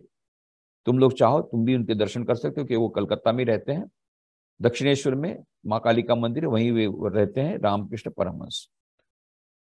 तो नरेंद्रनाथ ने सोचा चलो ये बाबा जी की भी परीक्षा करते हैं। फिर गए वहां पर, तो दक्षिणेश्वर मंदिर गए, तो जिस कमरे में रामकृष्ण देव रहते थे वहां जाकर प्रवेश लिया। रामकृष्ण देव छोटी खाट पर बैठ के बातचीत कर रहे थे, कुछ भक्त नीचे बैठे थे, उसके साथ नरेंद्रनाथ बैठ गए। थोड़ी देर तो बातें हुई सब ईश्वर की। बोले अच्छा बहुत बड़ी बातें, बहुत अच्छी अच्छी बातें हुई ईश्वर की, अब मेरे प्रश्न को उत्तर दीजिए। आपने स्वयं ने क्या ईश्वर के दर्शन किए हैं? और पहली बार उनको संतोष उत्तर मिला। श्री रामकृष्ण देव ने कहा, हाँ बेटा मैंने स्वयं ईश्वर के दर्शन किए हैं। फिर उन्होंने कहा, जिस प्रकार मैं तुझे देखता हूं उससे अधिक प्रत्यक्ष रूप से मैं उनके दर्शन करता हूं। और फिर और कहा, यदि तुम चाहो तुम भी उनके दर्शन कर सकते हो, परंतु साधना करनी पड़ेगी। ये मानव धर्म का विज्ञान है। हाइड्रोजन ऑक्सीजन गैस मिलकर पानी बनते हैं, हम नहीं मानते हैं। हाइड्रोजन गैस ऑक्सीजन गैस पानी कैसे बन सकता है, मानने की बात नहीं। आप आइए लेबोरेटरी में हाइड्रोलिटिक प्रोसेस कीजिए, फिर आपको नहीं मिलता तो आप बोलिएगा। ऐसे ही श्री राम के देखा, आज साधना करो, प्रयोगशाला में आओ, लेबोरेटरी में आओ, तुम भी एक्सपेरिमेंट करो, हमने किया है, हमको मिला, तुमको भी मिलेगा। और नरेंद्रनाथ ने एक्सेप्ट किया, चैलेंज एक्सेप्ट कर ली और साधना की, और सचमुच में काशीपुर उद्यान बाटी में उनको निर्विकल्प समाधि की प्राप्ति हुई, अनुभूति हुई। और इसीलिए क्योंकि उनको अनुभूति हुई थी इस परम तत्व की, इसलिए वो जो शिकागो धर्म सभा में उन्होंने जो कहा था, श्वेता श्वेतोपनिषद का जो श्लोक कहा था, वो अनुभूति के बल पर कहा था, इसलिए उसकी इतनी इम्पैक्ट हुई, उसकी इतनी इफेक्ट हुई, उसकी इतनी असर हुई। शृण्वन्तु विश्वे अमृतस्य पुत्राः आये धामानि दिव्यानि तस्तु वेदाहमेतं पुरुषं महान्तम् आदित्यवर्णं तमसः परस्तात् तमेव विदित्वाति मृत्युमेति नान्य पंथा विदितेन। मैंने उस परम पुरुष को देख लिया है जिसको देखने के बाद सभी दुखों से निवृत्ति हो जाती है। यह उन्होंने कहा उस समय। और फिर उन्होंने स्वामी विवेकानंद ने कहा, हे अमेरिकावासी भाइयों बहनों, my dear sisters and brothers of America, let me call you by this sweet name. What is that? The children of immortal bliss, Amrita Saputra. उन्होंने कहा, हे अमेरिकावासी भाइयों बहनों, मैं भी तुमको इसी नाम से संबोधन करना चाहता हूं। तुम तो अमृत के संतान हो, शाश्वत सुख के भागीदार हो। तुम भला पापी, मनुष्य को पापी कहना ही सबसे बड़ी भूल है। वेदांत कभी पाप की बात स्वीकार नहीं करता, वेदांत तो भूल की बात स्वीकार करता है। सबसे बड़ी भूल तो तुम तब करते हो जब कहता हूं मैं, जब तुम कहते हो मैं दुर्बल हूं, मैं निर्बल हूं। नहीं नहीं, तुम दुर्बल नहीं, तुम निर्बल नहीं, तुम पापी नहीं, तुम क्या हो? अमृत के संतान हो। ये the children of immortal bliss, Holi and perfect beings. ये divinities are not sinners. It is a sin to call a man so. It is a standing liable in human nature. Come up, O lions, and shake off the delusion that you are sheep. Your soul is immortal, spirits free, blessed and eternal. Ye are not matter, ye are not bodies. Matter is servant, not ye the servant of matter. ओ सिंहो, ओ शेरो, इस मिथ्या भ्रम को झटक करके फेंक दो कि तुम भेड़ हो। तुम भेड़ नहीं हो, तुम शेर हो, तुम अजर अमर आत्मा हो। तुम्हारे में प्रत्येक व्यक्ति के भीतर में अनंत शक्ति विराजमान है। यह स्वामी विवेकानंद ने उन लोगों को अमृत पिलाया, वेदांत का अमृत पिलाया। इतने वो लोग अशांत थे, मन में अशांति थी, अपने आप को पापी मानते थे। You are a sinner, sinner, sinner. पर Swami Vivekananda, no, you are not sinner. अमृत के संतान हो, शाश्वत सुख के भागीदार हो। तुम्हारे प्रत्येक के भीतर में वो दिव्यता विराजमान है, उसको केवल प्रकट भर करना है। अनंत शक्ति तुम्हारे भीतर में है। कभी मत बोलो मैं दुर्बल हूं, निर्बल हूं, या मैं अपवित्र हूं या पापी हूं। इतनी बड़ी बात स्वामी विवेकानंद ने अमेरिकन वासियों को यह वेदांत का अमृत पिलाया। सब जगह जहां जहां गए, बाद में 3.5 वर्षों तक रहना पड़ा। ये तो मैंने कहा शिकागो धर्म सभा में कहा, बाद में भी उन्होंने यह वेदांत का अमृत पिलाया। सबको कहा तुम दिव्य हो, तुम दिव्य हो, you are divine, you are divine, you are divine. एक बार एक अमेरिकन महिला ने बोला, कहा, Swami you are trying to hypnotize us, always telling you are divine, you are divine, you are divine. Swami ji आप हमको हिप्नोटाइज कर रहे हो, you are divine, you are divine, you are divine करके। स्वामी जी ने तुरंत उत्तर दिया, madam I am not trying to hypnotise you, I am trying to dehypnotize you. You are already hypnotized. हमेशा आप याद करके I am sinner, I am sinner, I am sinner, मैं पापी हूं, पापी पापी हूं। I am trying to dehypnotize you because you are divine, that is the first truth. You are divine, that is the second truth. And you are divine, that is the last truth. There is no truth greater than this. इससे बड़ी कोई बड़ा सत्य नहीं है। This is सत्य है, ये सचमुच में सत्य है। प्रत्येक मनुष्य के भीतर में वो आत्मा है। ये ऋषि मुनियों की वाणी है, वेदांत की वाणी है। ये अमृत लेकर के मेरे पास आया हूं, आपके पास आया हूं। ये वेदांत है, अमृत जो बोलता है नहीं, कितना भी मनुष्य गिरा हुआ हो, कितना भी उसने पापी किया, कितने भी कुछ खराब किया हो, पर उसके कारण वो अज्ञान का पर्दा कितना भी मोटा हो गया हो, उसके भीतर में जो आत्मा है वो प्रज्वलित रहती है, वो पवित्र है, अनंत शक्ति उसके भीतर में है। और उस आत्मा का दर्शन के करने के बाद ही परम शांति मिलती है, परम आनंद मिलता है। ये स्वामी विवेकानंद ने जो अमृत पिलाया, ये कहा तुम इस मिथ्या भ्रम को झटक करके फेंक दो कि तुम भेड़ हो, तुम भेड़ नहीं हो, तुम शेर हो। वो कहानी उन्होंने बताई वहां पर, बहुत फेमस उनकी कहानी। एक शेरनी जा रही थी जंगल पर से, उस समय वो प्रेग्नेंट थी, और एक भेड़ों का झुंड जा रहा था जंगल में। तो भेड़ों के झुंड को पार करने के लिए शेरनी ने छलांग लगाई।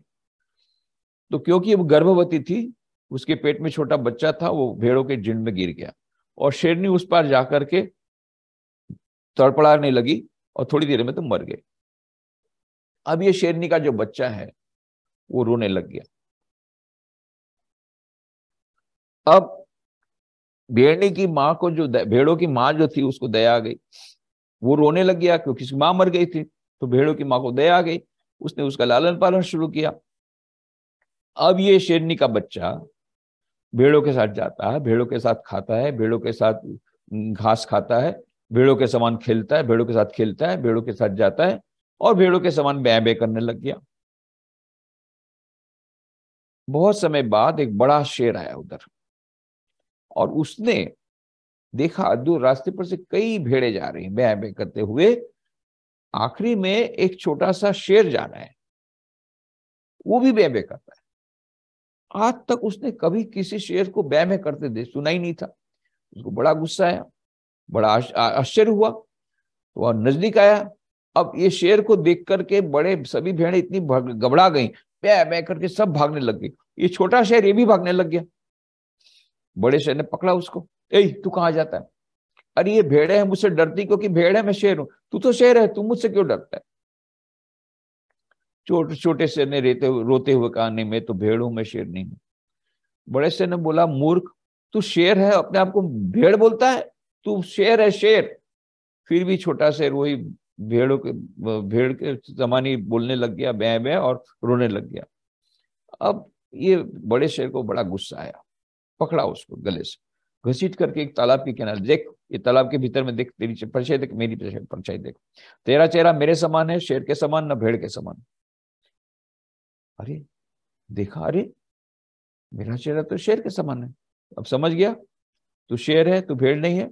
अब ये बै बै करना बंद कर दे, चल जंगल में आ जा। जंगल में आके आ गया, चल अब तो जंगल का राजा बन गया, जंगल का राजा बन। स्वामी विवेकानंद इस कहानी को बता के कहानी सुनाते बोलते, देखो ये छोटा शेर पहले से शेर था, तो क्यों बै बै करता था, क्यों घबराता था, क्यों डरता रहता था, क्यों बै बै करता था? भूल गया था कि मैं शेर हूं। उस बोले यही हमारी सबकी कहानी। हम सब के भीतर में दिव्य आत्मा है, अनंत शक्ति विराजमान है, फिर भी हम लोग बै बै करते रहते हैं, मैं दुर्बल हूं, मैं निर्बल हूं, मेरे से ये काम नहीं होगा, मुझसे ये नहीं होगा, मैं तो मैं से ये रोते रहते हैं, मेरी ये समस्या, मेरी वो समस्या, मेरे से ये नहीं होगा। इतना रोते रहते हैं सब समय, क्योंकि भूल गए हैं हमारे भीतर में आत्मा की अनंत शक्ति विराजमान है। तो स्वामी विवेकानंद आते हैं, हमको बड़ा शेर जैसा आया था उस छोटे शेर के पास, ऐसा स्वामी विवेकानंद एक बड़े शेर है हमारे लिए। वो आकर के बताते, क्या बै बै करते, चलो चलो, तुम्हारे भीतर आत्मा की अनंत शक्ति विराजमान है, चिदानंद रूप शिवोहम शिवोहम। याद रखो, तुम शाश्वत सुख के भागीदार हो, अनंत सुख के भागीदार हो, तुम पापी नहीं हो। ये तो तुम्हारा अज्ञान का अभी ऊपर की आई हुई अज्ञान की, वो जो अज्ञान का पर्दा है उसको दूर करो, भीतर में वह दिव्य आत्मा विराजमान है। इस प्रकार से बार बार उन्होंने कहा, तुम नित्य शुद्ध बुद्ध आत्मा हो। ज्ञान योग पर के उनके जो प्रवचन यदि आप सुनेंगे, पढ़ेंगे, अद्भुत प्रवचन, खास करके ये जो माया पर उनका जो प्रवचन है, एक्सेलेंट प्रवचन। माया पर जो उनके कुछ प्रवचन, उस समय ऐसा बोलते हैं कि स्वामी विवेकानंद माया के प्रवचन देते हुए समाधि अवस्था में चले गए थे, डीप मेडिटेशन में चले गए थे, गहरे ध्यान में चले गए थे। उतनी उच्च अवस्था से उन्होंने माया के लेक्चर दिए। माया को कोई बोलता मरीचिका समान है, कोई बोलता भ्रम मात्र है, कोई बोलता इंद्रजाल है, पर उन्होंने इतनी सुंदर परिभाषा दी, maya is nothing but a statement of facts. केवल घटना है, घटनाओं का वर्णन है, ऐसी घटना जो हम सोच नहीं सकते हैं, जिस पर हम बिलीव नहीं कर सकते, but it is a fact. ये हो रहा है, ये हो रहा है, हमारे नजर के सामने, नहीं होना चाहिए, समझ में नहीं आता, पर हो रहा है। हमारे समझ में नहीं आता क्योंकि माया है। माया का समझना मुश्किल है, बहुत मुश्किल है। एक बार नारद ने कहा, नारद जी और भगवान जा रहे थे, विष्णु भगवान घूमते घूमते घूमते रण प्रदेश में जा रहे थे। तो नारद ने कहा, प्रभु एक बार मुझे ये माया बताइए ना आपकी। तो विष्णु भगवान, ठीक है। थोड़ी देर आगे चल करके विष्णु भगवान ने कहा, नारद प्यास लगी है, थोड़ा पानी ले आओ ना। तो नारद ने देखा पेड़ पर चढ़ करके पास में कोई गांव है, बोले ठीक है मैं आता हूं। गए पानी लाने के लिए। अब वहां पर उन्होंने एक गांव में गए, दरवाजा खटखटाया, तो किसी परम सुंदर स्त्री ने उसको खोला, लड़की ने। तो नारद उसके रूप को देखकर इतने मुग्ध हो गए, इतने मुग्ध हो गए, उसके साथ बात करने लगे। बात करते करते करते करते इतना दिन निकल गया। उसके बाद में तो वो इतने मोह में पड़ गए, इतने आसक्त हो गए, अब उसको छोड़ना नहीं चाहते थे वो लड़की को, लड़की भी छोड़ना नहीं चाहती थी उनको। ब्राह्मण देवता मिल गए अनायास, कोई खोज नहीं करनी पड़ी। उसके पिताजी भी खुश हो गए। अरे बोले लड़की के लिए ढूंढना ढूंढना के बहुत, ये लड़की शादी के लायक हुई थी, कोई वर नहीं मिल रहा था, तो अच्छा हुआ घर में ही आ गया, तो घर जमाई बना दिया उसको। बाद में उनके पिताजी की मृत्यु हो गई तो पूरा ये मालिक बन बैठा नारद जी। और इतना सारा उन्होंने, खेती है, वो है, घर घर को बढ़ाना, ये घर घर को करना, और बाल बच्चे भी हुए, आनंद में, बहुत आनंद में थे। 12 साल ऐसे चले गए। अब अचानक एक बाढ़ आई। बाढ़ आई तो उस गांव में बाढ़ आई तो गांव में पूरा बह गया, मकान भी पूरा बह गया। अभी क्या करेंगे नारद मुनि? एक हाथ से 2 बच्चों को पकड़ा, एक बच्चे को सिर पे रखा, एक हाथ से पत्नी को पकड़ा, और पानी में से बाहर आ रहे थे तब तक में ऊपर वाला बच्चा तो नीचे गिर गया। हाय करके नारद जी रोने लगे। तब तक में जहाँ एक हाथ से बच्चा था वो भी छूट गया।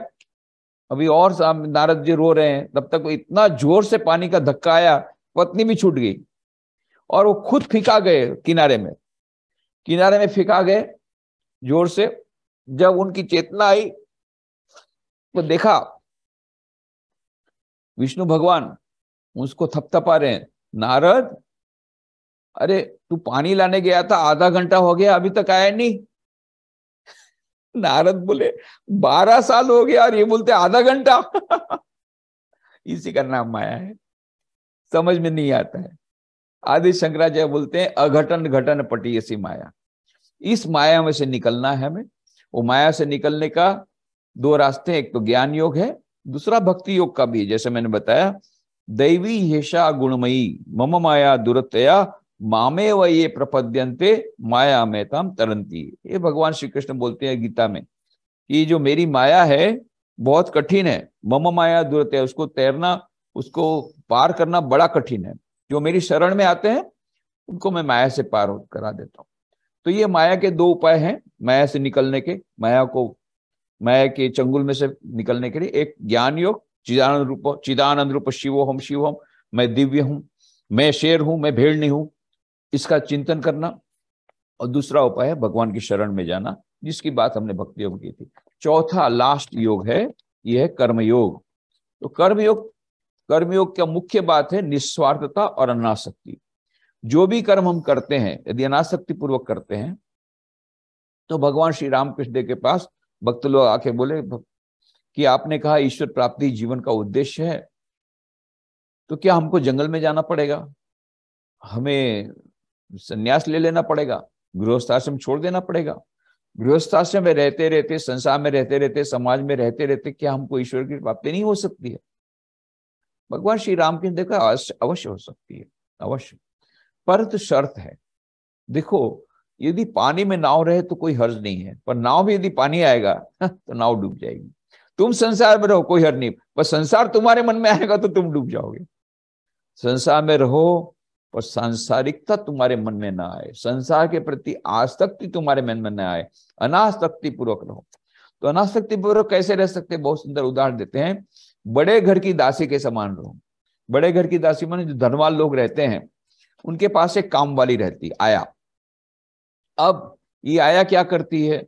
घर का सब काम करती है, बर्तन मांजती, कपड़ा धोती, साफ सफाई भी करती, और जो सेठानी है उसके छोटे बच्चों को भी वही संभालती है, क्योंकि सेठानी तो मोटी होती, खा पी करके काम नहीं कर सकती, तो जो छोटे बच्चे को वही संभालती। बेटा हरी नहा ले, बेटा हरी खा ले, बेटा हरी स्कूल चल। और ये हरी उसके साथ इतना अटैच हो जाता है, वो माँ के पास नहीं, माँ की बात नहीं मानता, परंतु इसकी कामवाली की बात मानता है। और ये कामवाली के साथ एक उसके साथ आसक्त हो जाता है, वो बिना उसके नहीं रह सकता। परंतु ये कामवाली उसमें आसक्त नहीं होती। क्यों? वो जब बोलते बेटा हरी खा ले, बेटा हरी नहा ले, वो जानती कि मेरा हरी नहीं है, मेरा सच्चा हरी, मेरा छोटा मेरा जो असली, जो मेरा खुद का बच्चा, वो तो वहां झोपड़ी में बैठ के रो रहा होगा, वो कभी भूलती नहीं है। इसके कारण उसके कभी अटैचमेंट नहीं होता है। सेवा पूरी करती है, प्रेम उसको नहलाती है, प्रेम से नहलाती है, ऐसा नहीं कि काम ठीक से नहीं करती, पर उसका कोई अटैचमेंट नहीं, आसक्ति नहीं।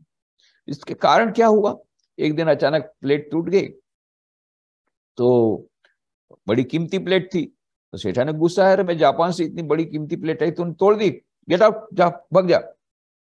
नौकरानी तो चली जाती है, उसको कोई प्रॉब्लम नहीं है, दूसरी नौकरी मिल जाएगी। नौकरानी मिलना मुश्किल, आजकल नौकरानी नहीं मिलती। कई लोग हमको बोलते हैं, कई बहनें हमको बोलती है, ये हमारी सबसे बड़ी समस्या है, नौकरानी नहीं मिल रही, अच्छी नौकरी नहीं मिल रही।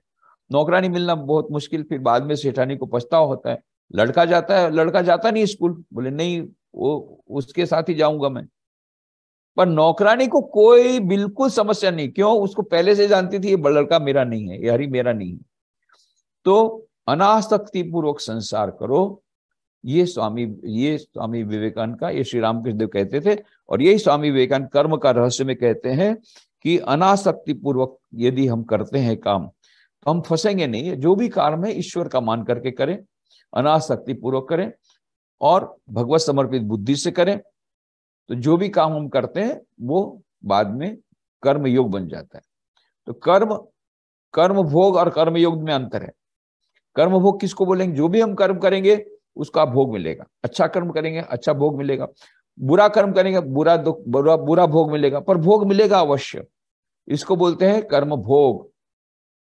परंतु कर्म योग किसको बोलते हैं, उसी कर्म के द्वारा कर्म भोग के बदले कर्म योग हो सकता है, यदि हम अनासक्ति पूर्वक करें, उसका फल भी समर्पित करें ईश्वर को, कर्म भी समर्पित करें, फल का फल भी समर्पित कर दें ईश्वर को, तो फिर हम उसमें अटैचमेंट नहीं होगा उस हमारा, तो वो कर्म भोग नहीं बनेगा, फिर वो हमें मुक्ति की ओर ले जाएगा, भक्ति की ओर ले जाएगा, फिर वो हमें योग की ओर ले जाएगा, वो कर्म योग बन जाएगा। योग मतलब मिलन स्थान। और एक बात कर्म योग में बोलते हैं, one of the greatest lesson, work and it's secret नाम की छोटी सी किताब है, उसमें बोलते हैं कर्म उसका रहस्य, उसमें बोलते हैं Swami Vivekananda, one of the greatest lessons I have learned in my life is to pay as much attention to the means as to the end. वो पवारी बाबा से उन्होंने सीखा कि साधना और सिद्धि को एक कर दो। आपने सिद्धि के लिए बाद में सोचा है, एक टारगेट बना लिया, बस टारगेट लिए जो कुछ करना है उस पर अभी ध्यान दो, टारगेट की बात मत सोचो।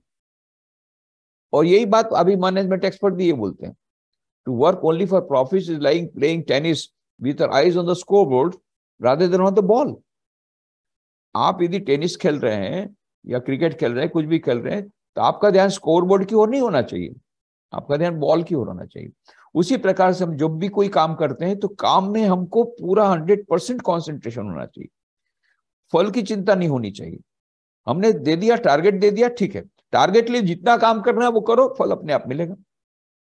कर्मणि अधिकारस्ते मां फलेषु कदाचन मां कर्मफल हेतुर्भु माते संगोस्त अकर्मणि, भगवत गीता में श्री कृष्ण भगवान कहते हैं। और दूसरी बात है कि इसी प्रकार से कर्मयोग करते करते भी वह एक बड़ा योगी बन सकता है कोई आदमी। बहुत सुंदर किताब, वहां पर कहानी आती है कि एक योगी था, वो योगासन कर रहा था, उसने बहुत योग की साधना की, योग की साधना करके उसकी काफी उपलब्धि हो गई।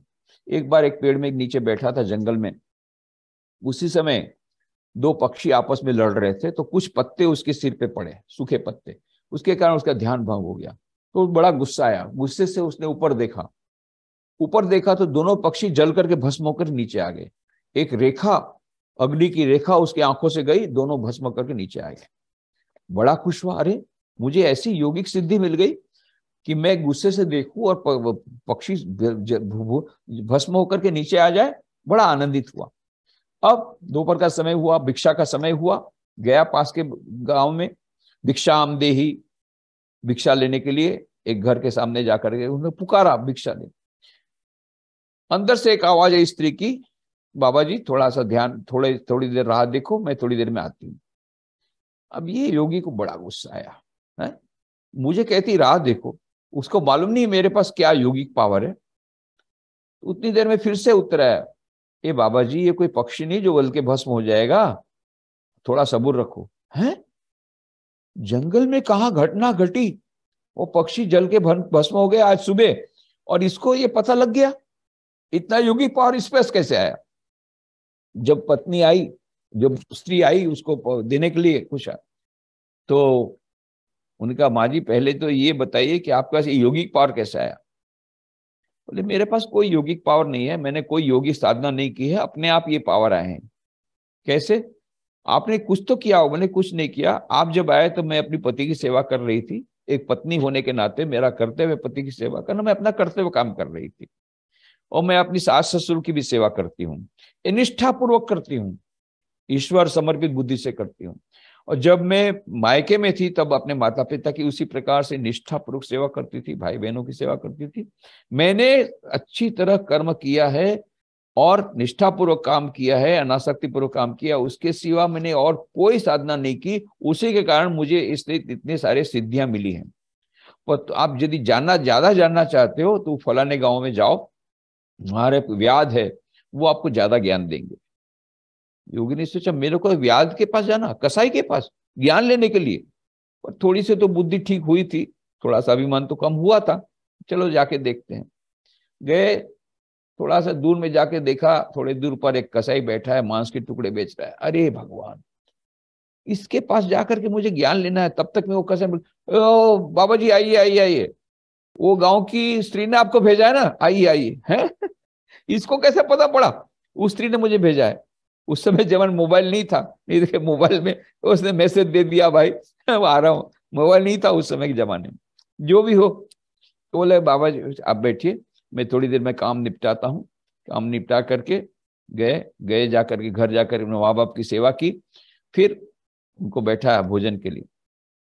आप भोजन ग्रहण कीजिए, फिर बात होगी।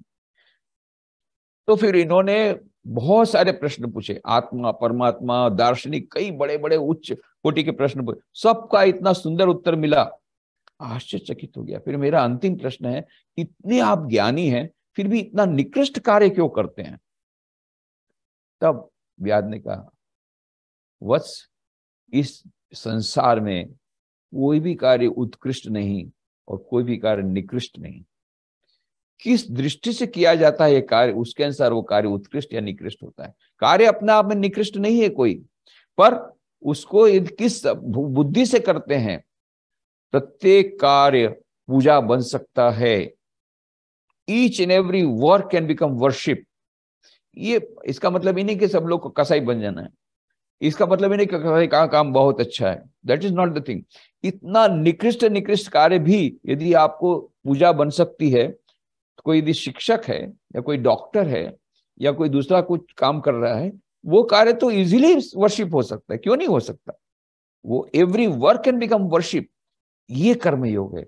आपको और एक्स्ट्रा कुछ नहीं करना है। जो काम आप कर रहे हैं उसी को निष्ठापूर्वक कीजिए और उस अनासक्ति पूर्वक कीजिए, निस्वार्थता पूर्वक कीजिए, वही कार्य पूजा बन जाता है। उसके बाद में निस्वार्थता, ये भी उस कर्म योग की ही बात है। इसीलिए स्वामी जी ने कहा unselfishness the test of religion. और ये भी कहा unselfishness is more paying in the long run, unfortunately people do not have the patience to practice. निस्वार्थता बहुत ज्यादा हम लाभदायक होती है, पर लोगों को उसके निस्वार्थता को अपने जीवन में लाने की वह जो ये नहीं रहती है, धैर्य उनका नहीं रहता, उसके कारण उनको नहीं मिलता है। और इसी कर्मयोग का दूसरा स्वरूप है सेवा योग। भगवान श्री रामकृष्ण देव बैठे हुए थे दक्षिणेश्वर के मंदिर में और भक्तों के साथ वार्तालाप कर रहे थे। उसमें वो बता रहे थे, उसमें कई भक्त थे, उसमें नरेंद्र नाथ भी थे जो बाद में चलकर स्वामी विवेकानंद बने। वो कहते देखो वैष्णव धर्म में 3 बातें होती है। नाम में रुचि, नाम में रुचि नहीं चाहिए, भगवान के नाम में रुचि होनी चाहिए। वैष्णवेर सेवा, वैष्णव की सेवा होनी चाहिए। और तीसरा जीवे दया, जीव पर दया होनी चाहिए। जहां उन्होंने कहा जीवे दया, उनका मन समाधि अवस्था में चला गया। और फिर उन्होंने कहा, क्या कहा? जीवे दया, जीव पर दया? जीव पर दया करने वाला तू कौन है रे? एक क्षुद्र कीटाणु, क्षुद्र कीट इस संसार का। तू जगत का भला करेगा, जगत का कल्याण करेगा, जगत का कल्याण करेगा? नहीं नहीं नहीं। उस पर दया करेगा? नहीं। जीव पर दया नहीं, जीव की शिव ज्ञान से सेवा। उसको जब सुना नरेंद्र नाथ ने, बाहर निकला, कहा उन्होंने अपने गुरु भाइयों को, आज मैंने गुरुदेव के मुख से कितनी बड़ी बात सुनी, इसमें ज्ञान भक्ति और कर्म का कितना अद्भुत समन्वय है, कितनी बड़ी बात उन्होंने कह दी। शिव ज्ञान से जीव सेवा, प्रत्येक मनुष्य के भीतर में तो वही ईश्वर है, अरे उसकी पूजा क्यों नहीं करते।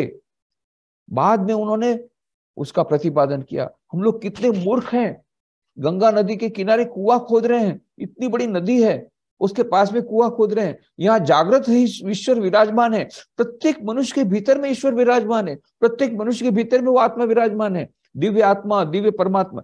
उसकी सेवा को छोड़ करके हम यहाँ पर मूर्ति पूजा करते हैं। तो मूर्ति पूजा खराब नहीं है, परंतु यहाँ पर तो उन्होंने कहा मूर्ति पूजा में, मूर्ति में प्राण प्रतिष्ठा करनी होती है, यहाँ तो प्राण प्रतिष्ठित पहले से है। और इसीलिए उन्होंने अपने गुरु भाइयों को यह आह्वान किया। अभी तक हमने सुना था मंत्र, मातृदेवो भव, पितृदेवो भव, आचार्य देवो भव, अतिथि देवो भव। मैं तुम्हें नया मंत्र सुनाता हूं, कुछ क्या, दरिद्र देवो भव, रोगी देवो भव। रोगी नारायण की सेवा करो, दरिद्र नारायण की सेवा करो। तो ये नया मंत्र करके उन्होंने, स्वामी विवेकानंद ने रामकृष्ण मिशन की स्थापना की और आह्वान किया अपने गुरु भाइयों को, आत्मनो मोक्षार्थम जगत हिताय च। आत्मनो मोक्षार्थम को भूल जाओ, केवल आत्मनो मोक्षार्थम नहीं, जगत हिताय च, जगत की सेवा करते करते हमें आत्मनो मोक्षार्थम प्राप्त करना है। और यहाँ जब इतने लोग दुखी हैं, उनकी सेवा करते करते उस जीवित मनुष्य, जीवित ईश्वर, यह ईश्वर जो जीवित मनुष्य में, उसकी सेवा करते, पूजा करते करते हमको उस परम तत्व को प्राप्त करना है, आत्मनो मोक्षार्थम करना है। ऐसा एक नया न्यू वेदांतिज्म, एक प्रैक्टिकल वेदांत की बात उन्होंने कही, व्यावहारिक वेदांत कि दैनिक जीवन में इसमें डबल फायदे की बात है। जिसकी सेवा की जाती है उसको तो फायदा होता है, उसको रोटी कपड़ा मकान मिलता है, और जो सेवा करता है उसको क्या मिलता है, शाश्वत सुख, शाश्वत शांति, शाश्वत ज्ञान और शाश्वत जीवन, अनंत सुख, अनंत ज्ञान मिलता है। जो इस जीव की पूजा करता है, कैसे, ईश्वर मान करके, नहीं तो नहीं होगा। उसके भीतर में ईश्वर बुद्धि होनी चाहिए कि मैं दरिद्र की पूजा नहीं कर रहा हूं, दरिद्र की सेवा नहीं कर रहा हूं, दरिद्र नारायण की पूजा कर रहा हूं, रोगी नारायण की पूजा कर रहा हूं। ये यदि हम इस एटीट्यूड को लाने का प्रयत्न करते हैं, तब वो पूजा बन जाती है, वर्क बिकम्स वर्शिप। तो ये 4 योग हैं, मैंने संक्षेप में, अत्यंत संक्षेप में कहा, 4 बढ़िया किताबें हैं, राजयोग, भक्ति योग, ज्ञान योग, कर्मयोग। इसका थोड़ा सा मैंने आपको उसका सारांश दिया। और चारों योगों के द्वारा इंडिपेंडेंटली ये हमको ईश्वर की प्राप्ति हो सकती है। परंतु स्वामी विवेकानंद को पूछा गया कि इसमें कौन सा अच्छा है, उन्होंने कहा कि जो तुमको अच्छा लगे वो तुम्हारे लिए अच्छा है। बोले आपने क्या लिया? स्वामी विवेकानंद, मैं तो चारों योग एक साथ लेता हूं। और रोमारोला भी कहते हैं, Swami Vivekananda rode on all the 4 horses simultaneously. Swami ji ने चारों घोड़ों पर एक साथ सवार हुए। और स्वामी बोलते भी हैं, स्वामी विवेकानंद, कि हमको यदि हार्मोनियस डेवलपमेंट ऑफ पर्सनालिटी करनी है, हमको सर्वांगी व्यक्तित्व विकास करना है, तो चारों योगों को अपनाना पड़ेगा। उससे बहुत फायदा है। चारों योगों के जो कुछ भी जो हमारे पास कठिनाइयां हैं वो दूर हो जाएगी, और चारों योगों की अच्छाइयां वो एक साथ हो जाएगी। फॉर एग्जाम्पल, यदि आप ज्ञान योग करने का प्रयत्न करते, ज्ञान योग शुष्क है तो अच्छा, शॉर्टकट है पर शुष्क है, उसके साथ भक्ति मिला दो तो रस में हो जाएगी। केवल भक्ति योग करने जाते हैं तो सेंटिमेंटल हो जाते हैं हम लोग, भावना में बह जाते हैं, उसमें ज्ञान योग मिला दो तो रैशनलिटी आ जाएगी, it will become a rational religion. तो साथ में अभी केवल राजयोग करेंगे तो कई लोग राजयोग करने जाते हैं, दिन रात अपना ध्यान शुरू किया, अब पहले शुरू से 5, 10, 15 मिनट से करना चाहिए, उसके बाद एकदम से घंटों शुरू किया, फिर बाद में हॉस्पिटल में जाना पड़ता है, मेंटल हॉस्पिटल में। तो क्या करना है, राजयोग केवल नहीं करना, साथ में सेवा योग बना दो। सुबह शाम ध्यान करो, सारा दिन लोगों की सेवा करो, सेवा योग या कर्मयोग को डाल दो, उसको मिला दो, तो वो डेंजर नहीं रहेगा। केवल कर्मयोग करने जाते हैं तो क्या होता है, हम कर्मयोग करेंगे तो अच्छा फल मिलेगा और अहंकार बढ़ता है, देखो मैंने कितने बड़े रिलीफ वर्क किए, मैंने कितने लोगों की सेवा की, इतने सारे ऑपरेशन मैंने किए, इतने सारे दर्दियों को ठीक किया। ये अहम बढ़ गया तो फिर हमारा आध्यात्मिक जीवन तो फिर आगे नहीं बढ़ेगा, योग तो हुआ नहीं, वो कर्म भोग हो गया, कर्म योग हुआ नहीं। तो क्या करना पड़ेगा, उसके साथ में भक्ति योग मिला दो, भाई मैंने नहीं किया, ईश्वर की इच्छा से हुआ, ईश्वर की कृपा से हुआ। ऐसे चारों योगों को मिलाने से चारों योगों की जो कठिनाइयां दूर हो जाती है और चारों की जो अच्छाइयां एक साथ हो जाती है, और दूसरा भगवान ने हमको हाथ दिया है, उससे हम कर्मयोग करें। भगवान ने हमको मन दिया है, उससे हम ध्यान करें भगवान का, तो यह है राजयोग। भगवान ने हमको बुद्धि दी है, उस बुद्धि के द्वारा हम चिंतन करें हमारा सच्चा स्वरूप क्या है, तो ज्ञान योग है। और भगवान ने हमको हृदय भी दिया है, और हृदय क्या चाहता है, प्रेम देना और प्रेम लेना। ईश्वर को प्रेम करो, जिसको प्रेम करने के बाद कभी पछतावा नहीं होता है, अनंत प्रेम मिलता है भगवान के पास से। तो ये चार योग का समन्वय की बात जो स्वामी विवेकानंद ने कही है, वही इसलिए उन्होंने जब रामकृष्ण मिशन का प्रतीक बनाया, एम्बलम बनाया, तो उन्होंने क्या किया कि एक बार उनको बोला गया, न्यूयॉर्क में बैठे थे ब्रेकफास्ट टेबल पर, तो उनको बोला गया कि रजिस्टर्ड सिंबल बनाना पड़ेगा। तो स्वामी विवेकानंद ने सोचा सिंबल ऐसा होना चाहिए कि प्रतीक ऐसा होना चाहिए कि उसमें पूरी संस्था के जो मुख्य उद्देश्य पूरे हों। तो उन्होंने वो रामकृष्ण मिशन का प्रतीक आप लोगों ने देखा होगा। ये प्रतीक में क्या क्या मिलता है आपको, एक तो कुंड, एक तो सर्प है, दूसरा है सूर्य, तीसरा है कमल का फूल, चौथा है पानी की लहरें, और भीतर में है हंस। नीचे लिखा है तन्नो हंस प्रचोदयात्। इस प्रकार से हंस अथवा तो परमहंस, परमहंस मतलब परमात्मा, इस प्रकार से परमात्मा के दर्शन होते हैं। कैसे दर्शन होते हैं? सांप है कुंडलिनी शक्ति का प्रतीक, ईड़ा पिंगला सुषुम्ना, 3 प्रकार की नाड़ियां हैं।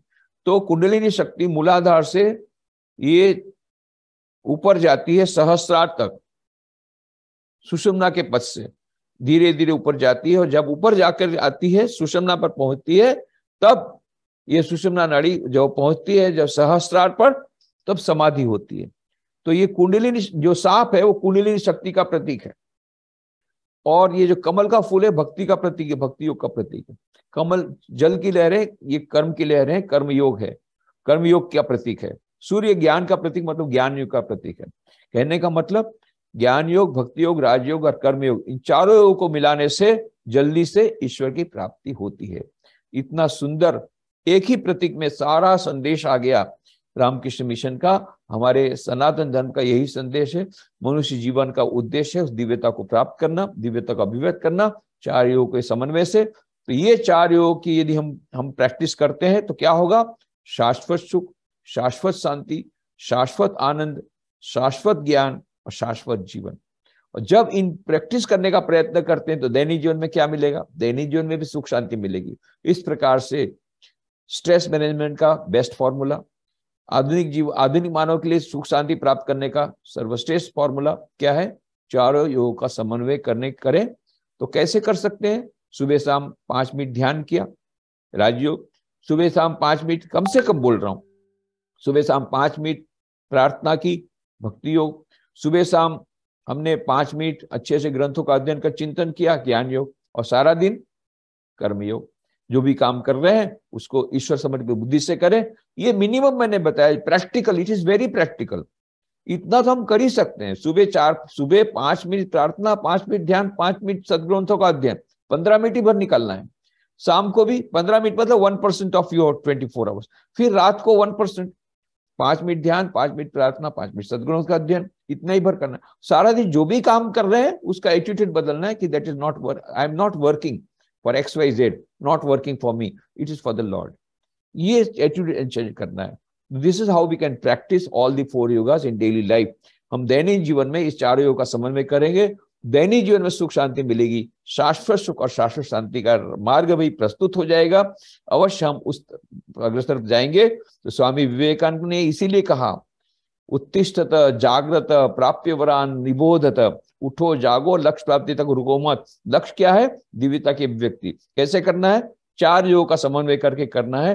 तो स्वामी विवेकानंद की इस वाणी को याद करते हुए हम स्वामी विवेकानंद के चरणों में प्रार्थना करते हैं, ईश्वर के चरणों में प्रार्थना करते हैं कि हमें वो शक्ति प्रदान करें। इस प्रकार से 4 योग का समन्वय करके अपने जीवन में अपना करके हम दैनिक जीवन में सुख शांति प्राप्त कर सकें और शाश्वत सुख, शाश्वत शांति की ओर अग्रसर हो, दिव्य जीवन की अग्रसर हो। ऐसी शक्ति प्रभु हमें प्रदान करे। ऐसी ईश्वर के चरणों में प्रार्थना करते हुए आप सबके भीतर में जो दिव्य चेतना विराजमान है उसको प्रणाम करते हुए मैं मेरी वाणी को यहाँ विराम देता हूँ। हरि ओम तत्सत।